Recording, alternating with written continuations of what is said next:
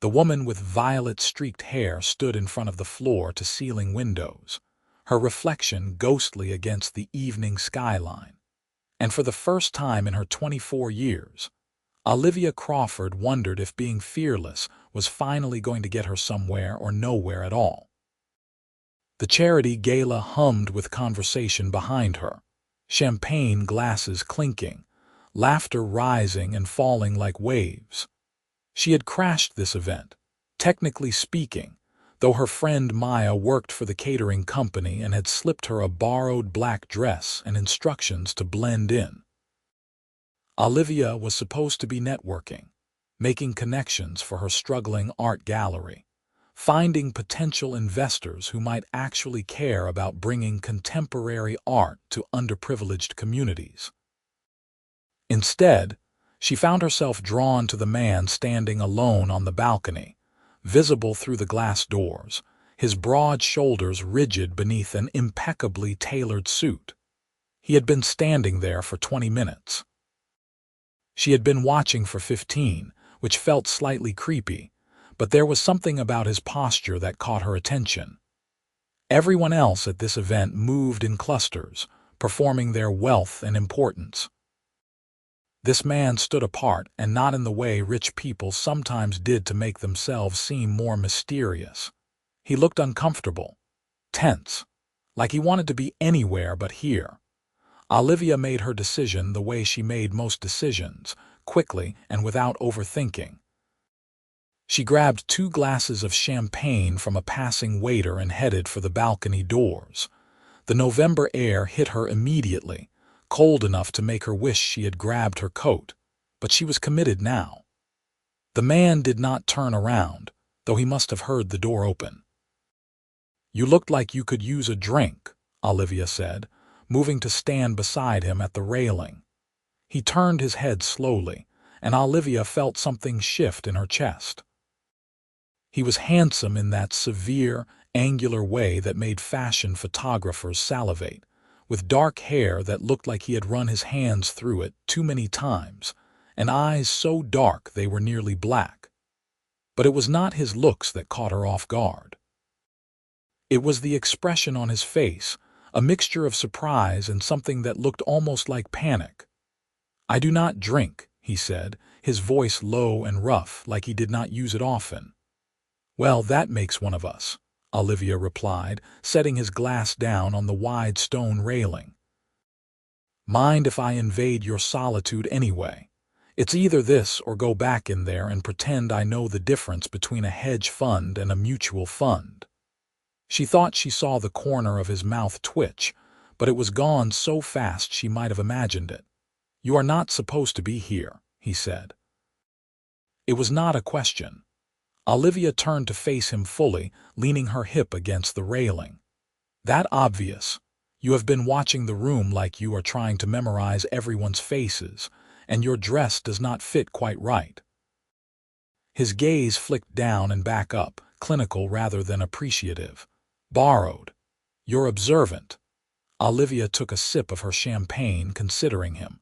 "Are you going to have me thrown out?" "No." "Good, because I'm here for a legitimate reason, even if my entry method was questionable.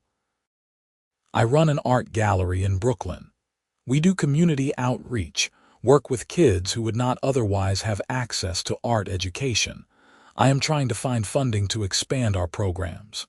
"So you crashed a charity gala." "I prefer the term strategic networking." Olivia smiled at him, but he did not smile back.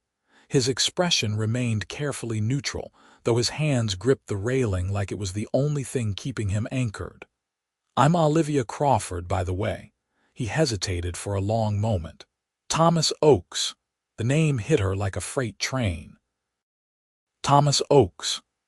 As in Oakes Industries, the manufacturing empire that had revolutionized sustainable production methods and made its founder a billionaire before he turned 30. She had seen his picture in business magazines. Always the same photo, always unsmiling, always looking vaguely uncomfortable. The articles called him reclusive, cold, impossible to reach. He never gave interviews, never attended events, was known for his absolute refusal to engage with the public. Except he was here, standing on a balcony talking to her. Olivia worked very hard to keep her expression neutral. "Should I curtsy?" That almost smile flickered across his face again. "Please do not." "I was not actually going to," Olivia said. "I do not do well with authority figures." "I am not an authority figure. You're a billionaire. That's pretty much the definition of an authority figure in a capitalist society." This time he did look at her, really looked at her, and Olivia felt the full weight of his attention. It was intense in a way she had not expected, like he was trying to figure her out, categorize her, understand why she was not reacting the way people usually reacted to him. "You are not nervous," he said. "Should I be? Most people are." Olivia considered this. "I think you want them to be nervous. It keeps them at a distance." Something shuddered behind his eyes, and he turned back to face the skyline. "You should go back inside. You will not find investors out here." "Maybe not. But I found someone who looks more miserable than I feel, which is strangely comforting." Olivia finished her champagne and set the glass next to the one she had brought for him. "Why are you here if you hate it so much?" "I do not hate it."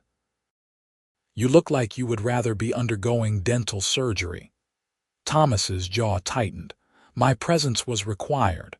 "By who?" "You own the company. You do not have a boss."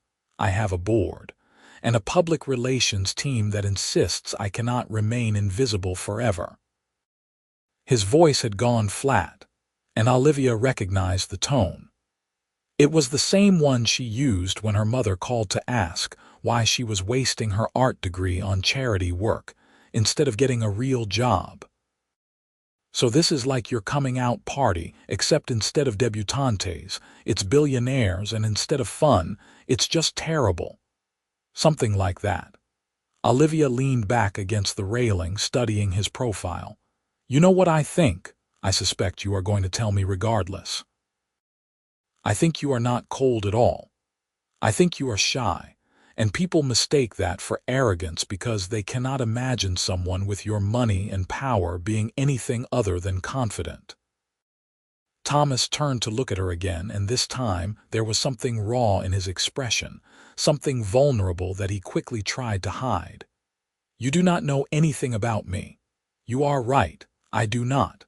But I know what it's like to be misunderstood." Olivia wrapped her arms around herself, the cold finally getting to her. "I should probably head back inside before I freeze to death. But for what it is worth, I think you are doing fine. The whole socializing thing. You had a full conversation with a stranger and only looked like you wanted to flee maybe 60% of the time." 55%, Thomas said, and Olivia laughed, surprised. "There it is, a sense of humor. I knew it was in there somewhere." She started walking toward the door, then stopped and turned back. Thomas was watching her, his expression unreadable. "If you ever want to see what we do at the gallery, you are welcome to visit. No pressure, no expectations. Just art and kids, and the general chaos of trying to make the world slightly less terrible." She pulled a slightly crumpled business card from the small clutch Maya had lent her and held it out. Thomas did not move for a moment. Then he crossed the distance between them and took the card, his fingers brushing hers briefly. His hands were cold. "You should go inside," he said quietly. "You are freezing." "Probably." But Olivia did not move immediately. There was something about this moment, standing on a balcony with a billionaire who looked at her like she was a puzzle he could not quite solve, that felt important. "Thanks for not having me thrown out. Thanks for not being afraid of me." The words were soft, almost inaudible, but Olivia heard them. She met his eyes and smiled, a real smile this time, not the bright, performative one she used for networking. "I do not think you are very scary, Thomas Oakes." Then she went inside, and she did not look back. The though she could feel his gaze following her all the way across the ballroom. The next week passed in a blur of normal life. Olivia taught art classes to teenagers who pretended they were too cool to care about charcoal drawings but secretly loved it. She fought with her landlord about the leaking ceiling in her apartment. She had dinner with Maya and listened to her complain about her latest dating disaster. She did not think about Thomas Oakes. That was a lie. She thought about him constantly, not in a romantic way, she told herself. She was just curious. He was like a mystery she wanted to solve, this man who had everything and seemed to enjoy none of it. She wondered if he would actually visit the gallery, or if their conversation had been a momentary aberration, a strange collision of two people who would never orbit each other again. Thursday afternoon, she got her answer. Olivia was in the middle of cleaning up after a particularly enthusiastic painting session with a group of 8-year-olds when she heard the bell above the gallery door chime. She looked up, expecting to see one of her regulars, or maybe a parent picking up a child early.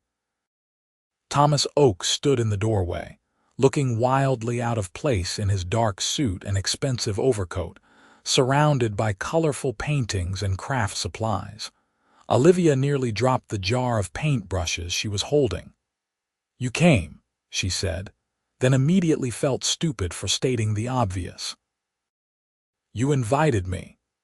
Thomas remained in the doorway, his shoulders tense. "If this is a bad time, no, come in, please."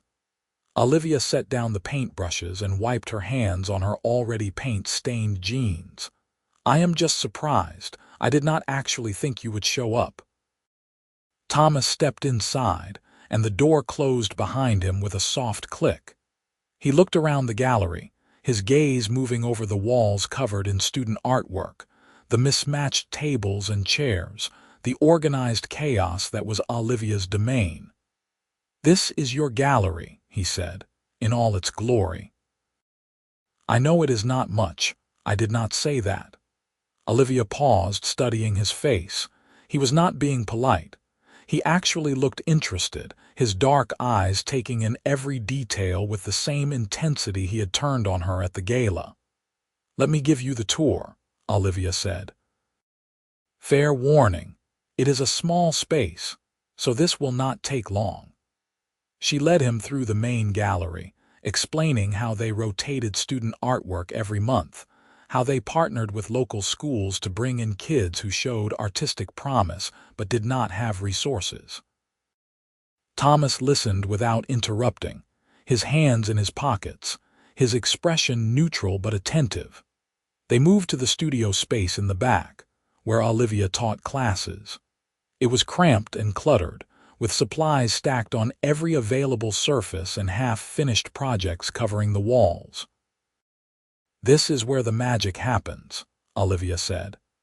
"And by magic, I mean controlled chaos. We run classes 5 days a week, different age groups, different skill levels. I have 2 part-time instructors who help, but mostly it is just me trying to keep teenagers from eating the paint." "Do they do that often? You would be surprised."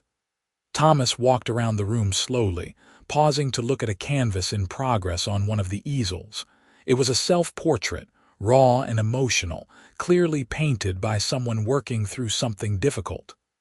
"This is remarkable," he said quietly. "That is Jasmine's work. She is 16 in the foster system, has been bounced around to 6 different homes in 3 years. She started coming here about 4 months ago. Did not talk for the first 2 weeks, just painted." Olivia moved to stand beside him, looking at the portrait. "Art saved my life when I was younger. I want to give these kids the same thing." Thomas turned to look at her, and there was something different in his expression now, something softer. "What did it save you from?" The question was direct, almost blunt, but Olivia did not mind. She appreciated directness, depression, anxiety, the general feeling that I did not fit anywhere and never would, she shrugged. Art gave me a place to put all of that, a way to make sense of it, and eventually a purpose. This place, Thomas said, gesturing around the studio, it is important. It is everything, Olivia replied simply. They stood there for a moment in comfortable silence. Then Thomas reached into his pocket and pulled out a checkbook, which was such an old-fashioned gesture that Olivia almost laughed. "What are you doing?" "Funding your expansion." He found a pen, clicked it open, and started writing. "Wait, hold on. You said you needed investors. I am investing." Thomas finished writing and tore out the check, holding it out to her. Olivia took it automatically, then looked down at the amount. Her brain could not quite process the number of zeros. "This is $500,000, she said faintly. "Is that not enough?" "Is that not?" Olivia looked up at him, shocked. "Thomas, this is insane. You cannot just give me $500,000. You do not even know me. You have not seen a business plan or financial projections or any of the things investors are supposed to want. I do not need to see those things." "Why not?" "Because I watched you talk about this place, and I believe you." Thomas met her eyes steadily.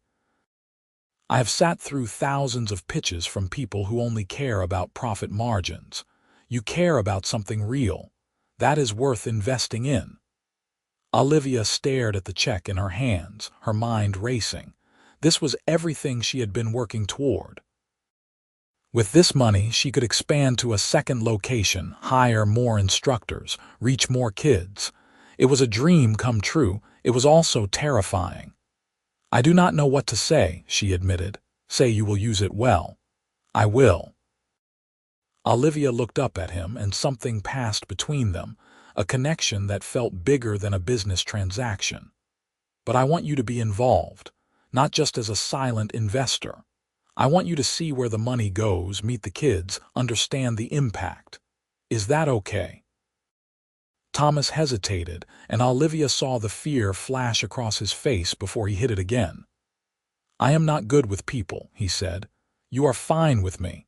You are different." How, he did not answer, but the way he looked at her said enough.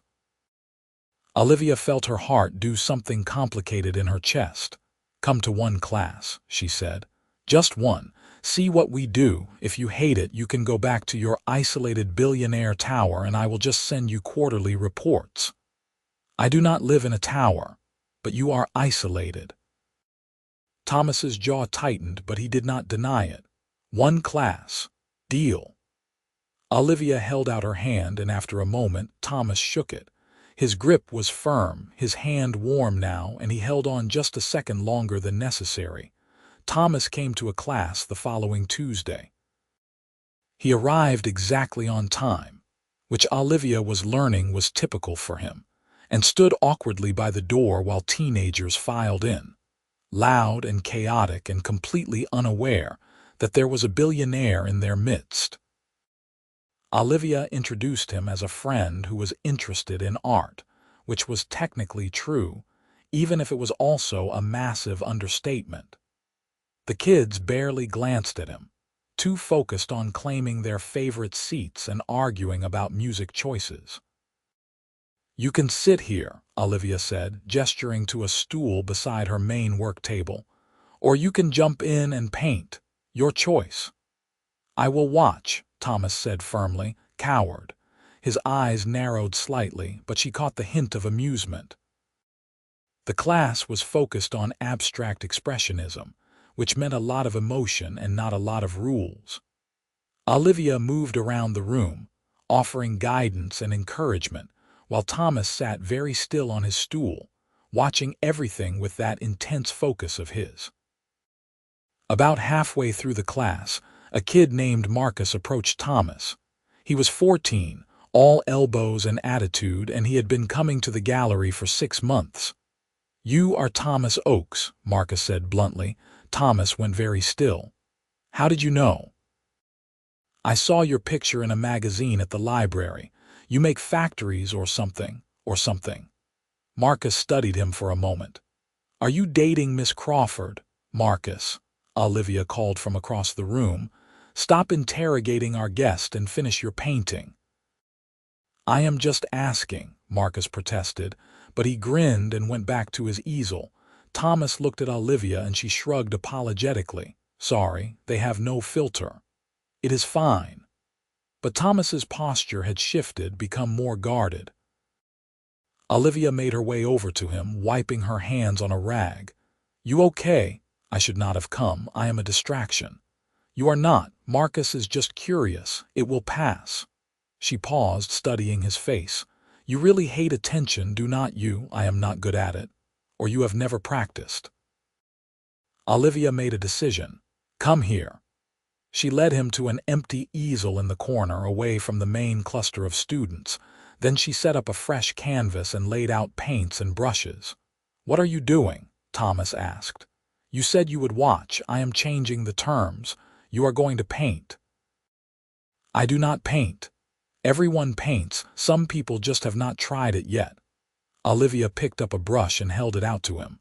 Come on. You are not scared of a little paint, are you? It was a challenge, and they both knew it. Thomas took the brush, his expression wary. What am I supposed to paint? Whatever you feel. Olivia stepped back, giving him space. There are no rules in this class, no wrong answers. Just put the brush on the canvas and see what happens. Thomas stared at the blank canvas like it had personally offended him. Then slowly he dipped the brush in black paint and made a single stroke across the white surface. There, he said, I painted. That is a line. Paint something real. It is abstract expressionism. This is abstract. Olivia laughed despite herself. You are impossible. You are pushy. I prefer the term persistent. She moved closer, standing beside him. What are you afraid of? The question clearly caught him off guard. Thomas set down the brush, his hands gripping the edge of the easel. Failing, he said finally. I am very good at things I understand. Numbers, systems, processes.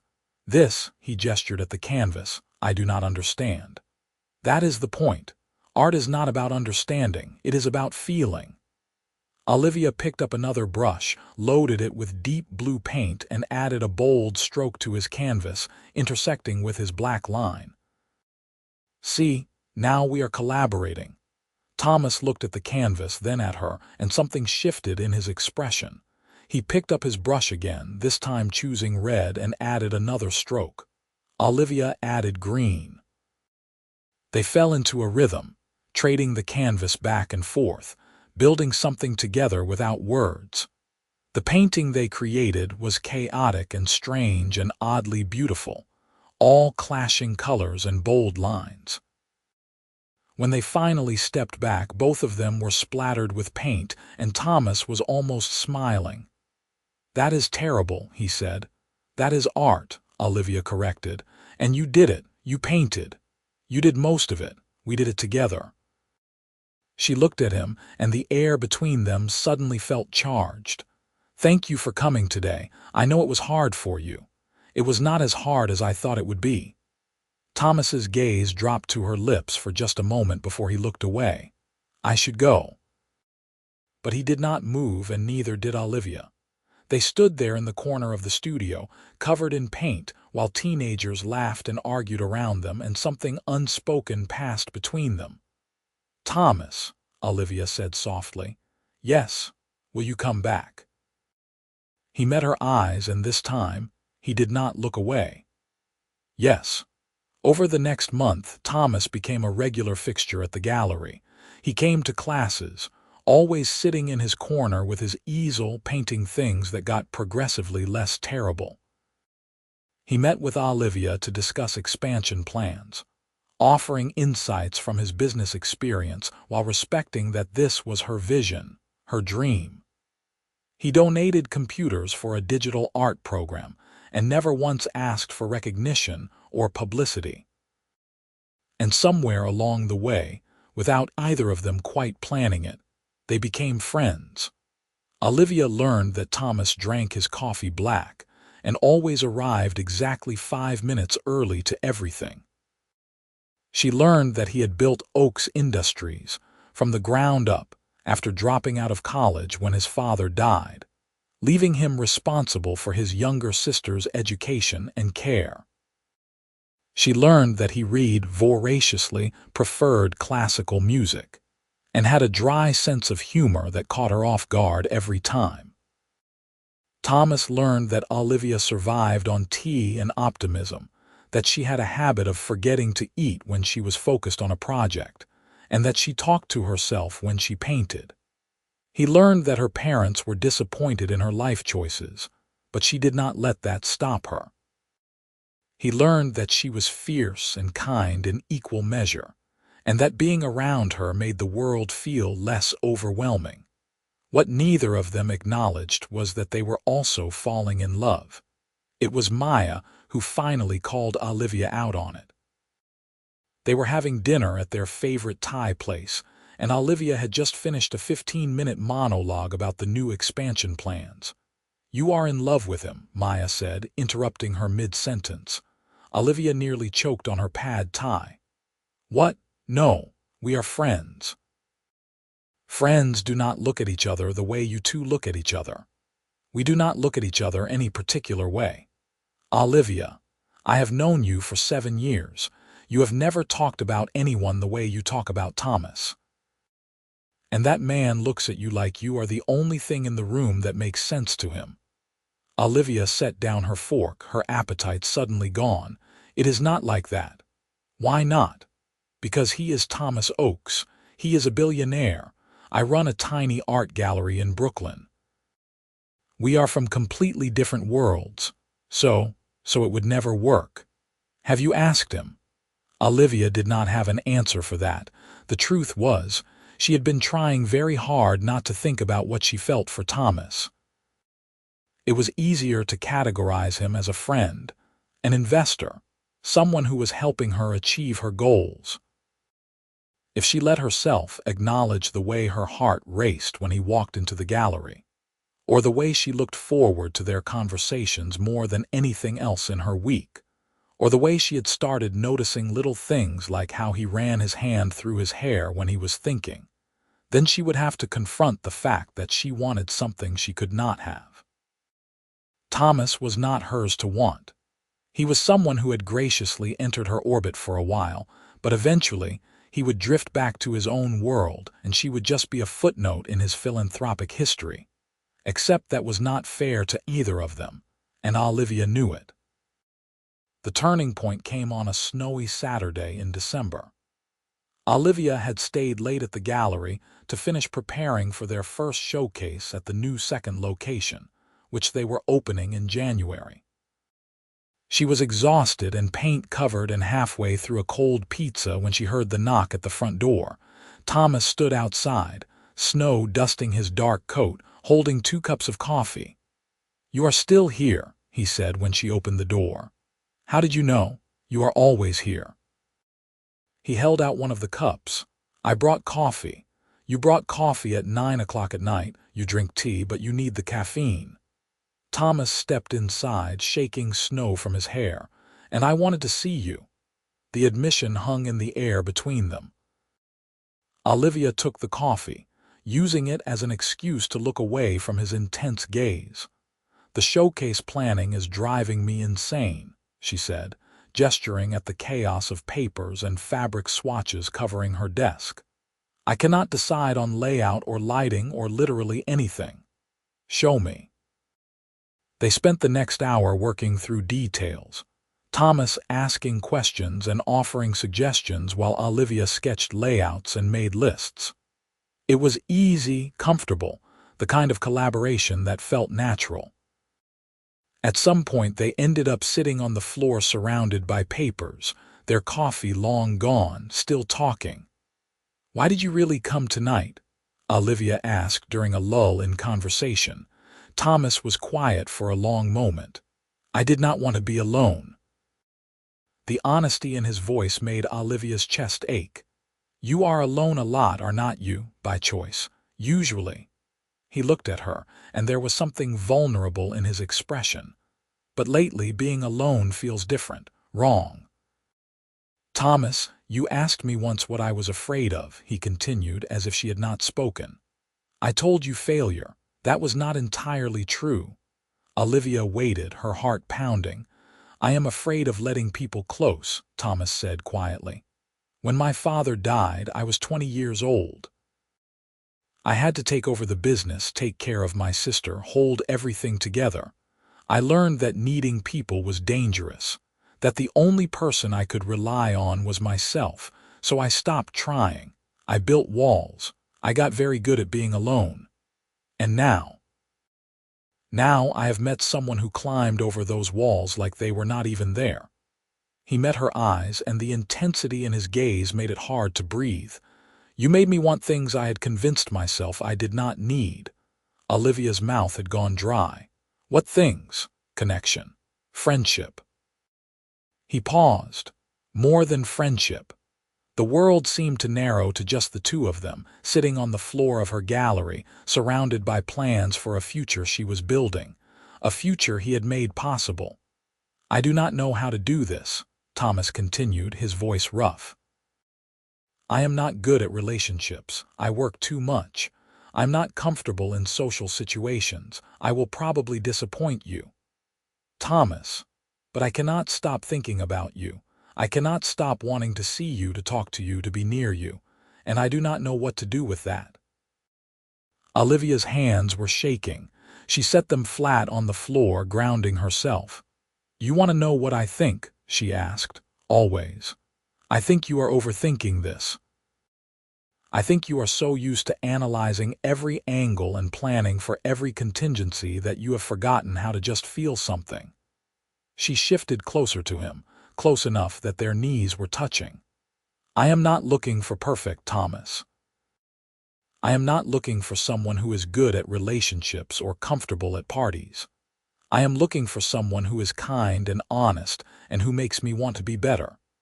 Someone who showed up at my gallery because I asked him to, even though he was terrified. Someone who learned to paint because I pushed him. Someone who sees me. I do see you, Thomas said, his voice barely above a whisper. I have never seen anyone more clearly. Then stop being afraid. Thomas reached out slowly, giving her time to pull away, and cupped her face in his hand. His palm was warm against her cheek, his thumb brushing across her skin with infinite gentleness. Olivia, he said, her name a question and a prayer. Yes, she answered, even though he had not asked anything specific, but she knew what he needed to hear. Yes. He kissed her like he did everything else, with complete focus and intensity. His lips were soft, his touch careful, like she was something precious he was afraid to break. Olivia kissed him back, her hands coming up to grip his shirt, pulling him closer. The kiss deepened, became less careful and more urgent, months of unspoken tension finally finding release. When they finally broke apart, both breathless, Thomas rested his forehead against hers. I have wanted to do that for weeks, he admitted. Only weeks. I have wanted to do that since the balcony. He pulled back to look at her, surprised.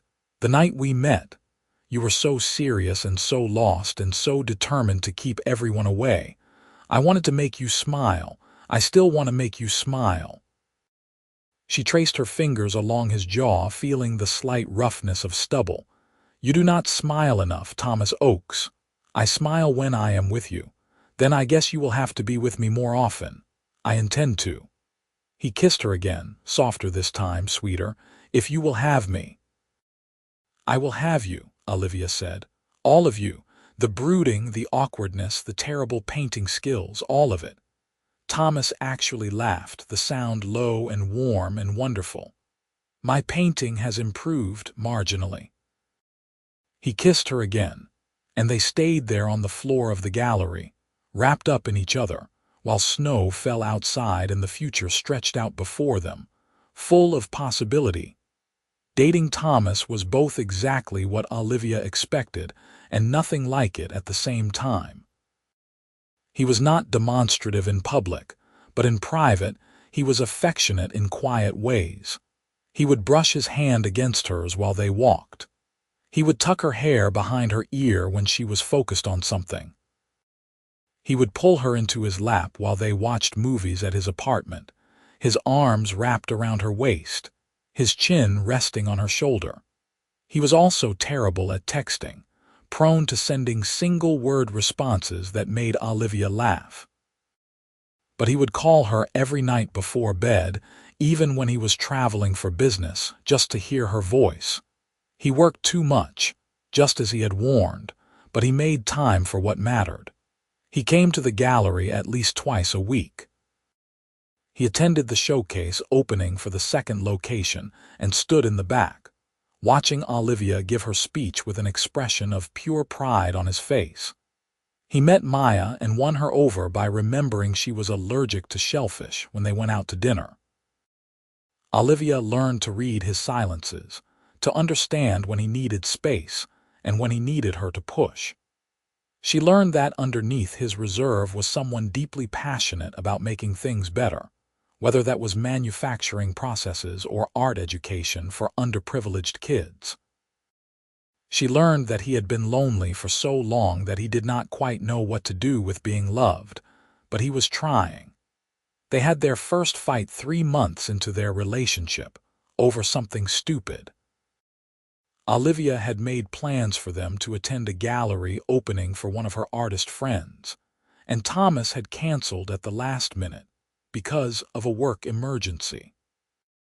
Olivia knew it was not his fault, but she was hurt and frustrated, and when he called to apologize, she told him that she felt like she was always accommodating his schedule, his needs, his comfort level.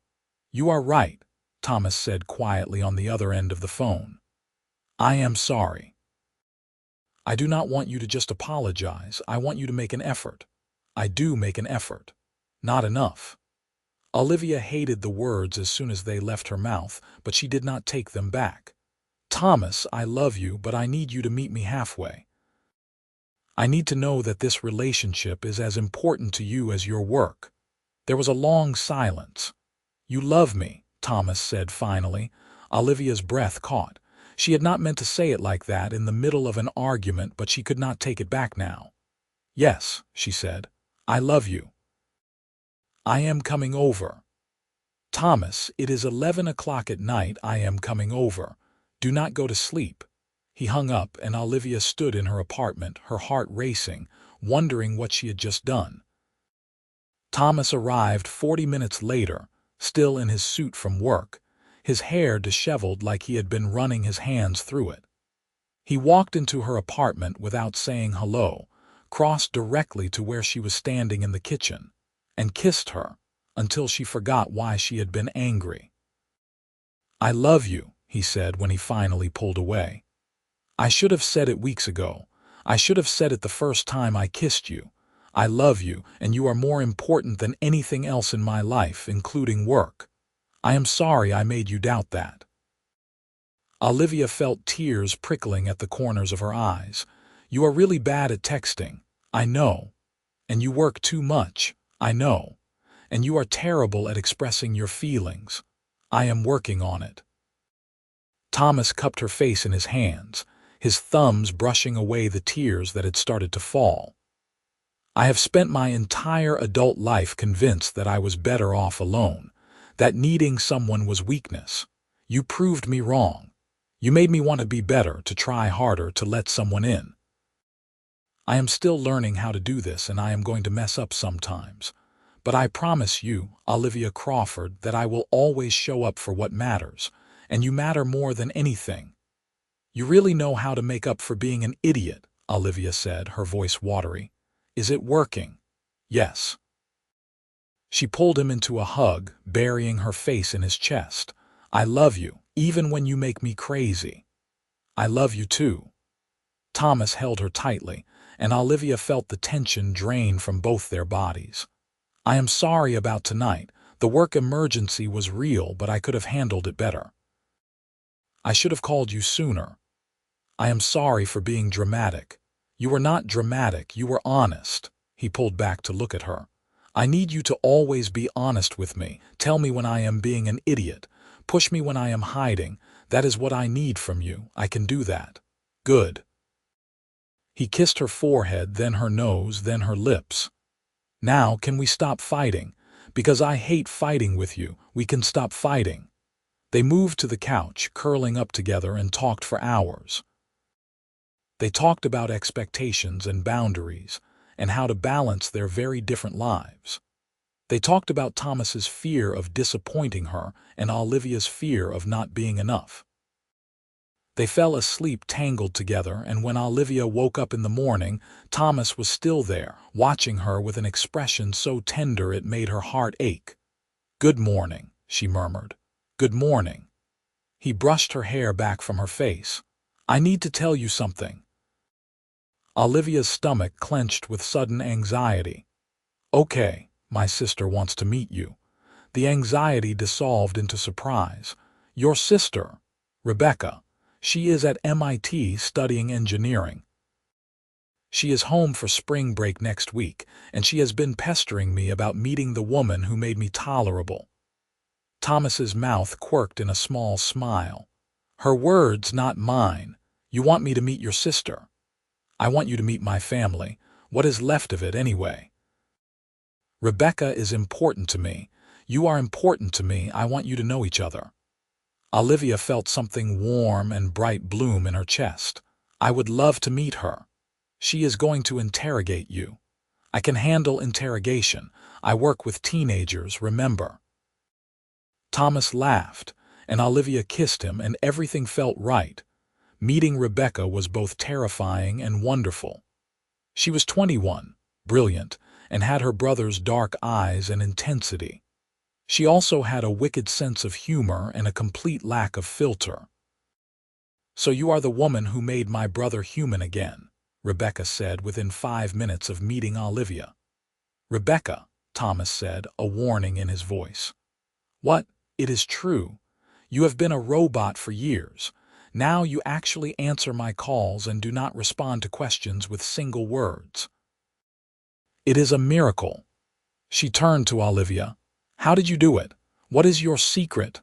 "I annoyed him until he had no choice but to engage," Olivia said, and Rebecca laughed. "I like her. You can keep her." They had dinner at Thomas's apartment, which was exactly as Olivia had imagined. Modern, minimalist, and slightly sterile. Rebecca dominated the conversation, telling embarrassing stories about Thomas and asking Olivia detailed questions about the gallery. Thomas sat back and watched, looking more relaxed than Olivia had ever seen him. After dinner, Rebecca pulled Olivia aside while Thomas was cleaning up. "He is really happy," Rebecca said quietly. "I have not seen him like this in years, maybe ever. He makes me happy too." "Good." Because Thomas might be a billionaire genius, but he is also an idiot when it comes to taking care of himself. He needs someone who will not let him disappear into his work. Rebecca studied her for a moment. "I think you are good for him. I am trying to be. That is all anyone can do." Rebecca smiled. "Welcome to the family. It is small and weird, but it is ours." The word stayed with Olivia long after Rebecca went back to school. Welcome to the family. She had not realized how much she needed to hear that until Rebecca said it. The summer passed in a blur of work and love and building a life together. The second gallery location thrived. Olivia hired 2 more instructors and started a scholarship program for students who showed exceptional talent. Thomas continued to be her biggest supporter, both financially and emotionally. He also started painting regularly, setting up a small studio in his apartment where he could work on his own projects. They traveled together, taking a long weekend in Maine where they stayed in a tiny cabin by the ocean and talked about the future. They fought occasionally, usually over Thomas's tendency to work too much or Olivia's habit of taking on too many projects. But they always talked through it, always came back to each other. Olivia moved into Thomas's apartment in September, bringing her organized chaos into his minimalist space. He complained about her habit of leaving art supplies everywhere, but she caught him smiling when he found her paint-stained T-shirt draped over his expensive leather chair. It was not perfect. Thomas still struggled with social situations, and Olivia had to navigate galas and business dinners where she felt out of place. Thomas still worked too much, and Olivia still pushed herself to the point of exhaustion, but they figured it out together. They learned each other's rhythms and patterns. They built something real. The proposal happened on a Tuesday, which was so perfectly Thomas that Olivia laughed when she realized what was happening. They were at the gallery, alone, after a particularly chaotic class. Olivia was cleaning up while Thomas worked on a painting in his corner. It was their routine, comfortable, and familiar. "Olivia," Thomas said, and something in his voice made her turn around. He was standing in the middle of the studio, holding a small velvet box. "Oh my God," Olivia said. "I am not good at speeches," Thomas started. "Thomas, please let me finish. I have been practicing." He took a breath. "I spent most of my life convinced that I did not need anyone, that being alone was safer, and then I met you and you changed everything. You climbed over my walls. You saw through my defenses. You pushed me to be better, to feel more, to live instead of just existing." Olivia's eyes were already filling with tears. "You are brave and kind and brilliant, and you make the world better just by being in it. You made me believe in love. You made me believe in us." Thomas opened the box, revealing a simple, elegant ring. "I do not have pretty words or grand gestures, but I have a promise. I promise to always show up, to always try, to always love you with everything I have. Olivia Crawford, will you marry me?" Olivia was crying now, full-on sobbing, which was not how she had imagined this moment, but she did not care. "Yes," she said, laughing through her tears. "Yes, of course, yes."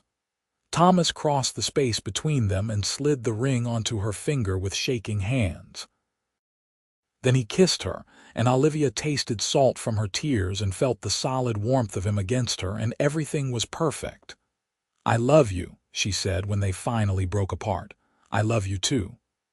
Thomas rested his forehead against hers. "I was terrified you would say no.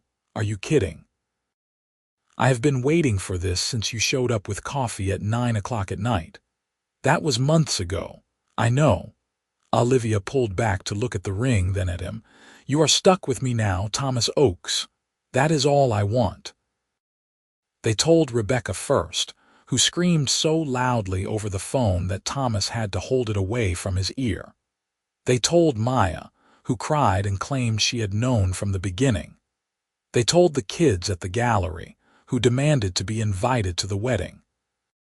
The wedding planning was surprisingly easy, mostly because neither of them wanted anything elaborate. They decided on a small ceremony in the spring, just family and close friends, at the original gallery location where they had first painted together. "It should be here," Olivia insisted. "This is where everything started. This is where you taught me how to paint," Thomas corrected. "Same thing." They got married on a Saturday afternoon in April, surrounded by artwork and people they loved. Olivia wore a simple white dress, and Thomas wore a dark suit, and they wrote their own vows that made everyone cry. "You taught me that being vulnerable is not weakness," Thomas said, his voice steady even as his hands shook. "You taught me that letting someone in does not mean losing myself. You taught me that love is not something to fear. I promised to spend every day proving that I was worth the risk you took on me." "You were never a risk," Olivia replied, tears streaming down her face. "You were a certainty. From the moment I saw you on that balcony, looking lost and lonely and like you were trying to hold the world together by yourself, I knew. I knew I wanted to know you. I knew I wanted to be near you. And I knew that if you would just let me in, we could be extraordinary together. I was right. We are extraordinary, and I promise to spend every day reminding you of that." They kissed while everyone cheered, and Rebecca threw rose petals, and Marcus yelled something about how he had called it first. The reception was held in the new second location, which they had transformed with lights and flowers. Thomas surprised Olivia by hiring a small band that played her favorite songs. They danced in the middle of the gallery, surrounded by art created by the students they both cared about so deeply. "I cannot believe you used to stand on balconies alone at parties," Olivia said as they swayed together. "I cannot believe you had the courage to approach me. Best decision I ever made." "Second best," Thomas corrected. "The best was saying yes." Olivia laughed and pulled him closer, and they danced until the band stopped playing. They honeymooned in Italy, spending 2 weeks exploring art museums and eating too much pasta and making love in expensive hotels. Thomas taught Olivia phrases in Italian that he claimed were helpful but were actually mostly inappropriate. Olivia dragged him to every cathedral and gallery she could find. They were blissfully, perfectly happy. When they returned to New York, they fell back into their life with ease. Thomas continued running Oaks Industries, but he made changes, delegating more and working from home 2 days a week so he could spend time at the gallery. Olivia expanded the scholarship program and started developing a curriculum that other organizations could use. They bought a house in Brooklyn with a big backyard and space for both of them to have studios. Thomas painted every Sunday morning, and Olivia would bring him tea and sit with him while he worked. They hosted dinner parties, which Thomas tolerated more gracefully than he used to. They fought sometimes, made up quickly, and built a life that was full and rich and theirs. 2 years after the wedding, Olivia started feeling sick in the mornings. She took a test on a Tuesday, which made her laugh because Tuesdays were apparently their lucky day. She told Thomas that night over dinner, too nervous to be creative about it. "I am pregnant," she said, setting down her fork. Thomas stared at her, his expression unreadable. Then he stood up, walked around the table, and pulled her into his arms. "We are having a baby," he said, his voice thick with emotion. "We are having a baby," Olivia confirmed, and then they were both crying and laughing and holding each other. Pregnancy was hard. Olivia had terrible morning sickness and had to cut back her hours at the gallery. Thomas became ridiculously overprotective, constantly making sure she was eating enough and resting enough and not overdoing it. It drove her crazy and made her love him even more. Rebecca came to visit, and immediately started planning to be the best aunt in the world. Maya threw a baby shower that was both beautiful and chaotic. The kids at the gallery made art for the nursery, which made Olivia cry because everything made her cry these days. Their daughter was born on a snowy evening in January, small and perfect and screaming at the top of her lungs. They named her Charlotte, after Thomas's mother, and she had Olivia's green eyes and Thomas's serious expression. Thomas cried when he held her for the first time, tears running silently down his face as he stared at this tiny person they had created together. "She is perfect," he whispered. "She is ours," Olivia said, and Thomas looked at her with so much love that it took her breath away.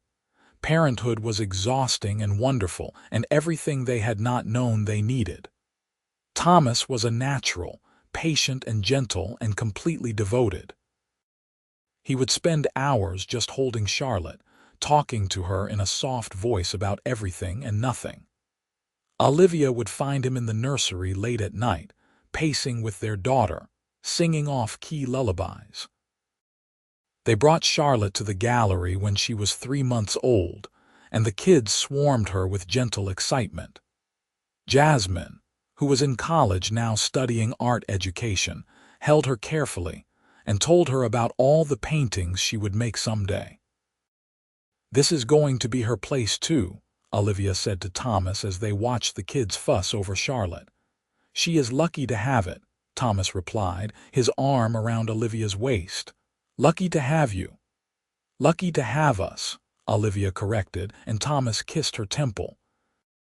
Charlotte grew up surrounded by art and love and people who cared about making the world better. She took her first steps in the gallery, painted her first picture at 2 years old, and had her father wrapped completely around her tiny finger. When Charlotte was 3, they had a son, Benjamin, who had Thomas's dark hair and Olivia's adventurous spirit. He was loud where his sister was thoughtful, chaotic where she was calm. Together they were perfect chaos, and Thomas and Olivia loved every minute of it. The years passed in a blur of school plays and art shows and family dinners. Thomas continued to build Oak's Industries into something that made real impact in sustainable manufacturing. Olivia's gallery network expanded to 5 locations, providing art education to thousands of kids. Rebecca got married and had twins. Maya became Charlotte's godmother and spoiled both kids outrageously. Through it all, Thomas and Olivia stayed constant. They still had Tuesday night dinners, just the two of them, where they reconnected and remembered why they fell in love.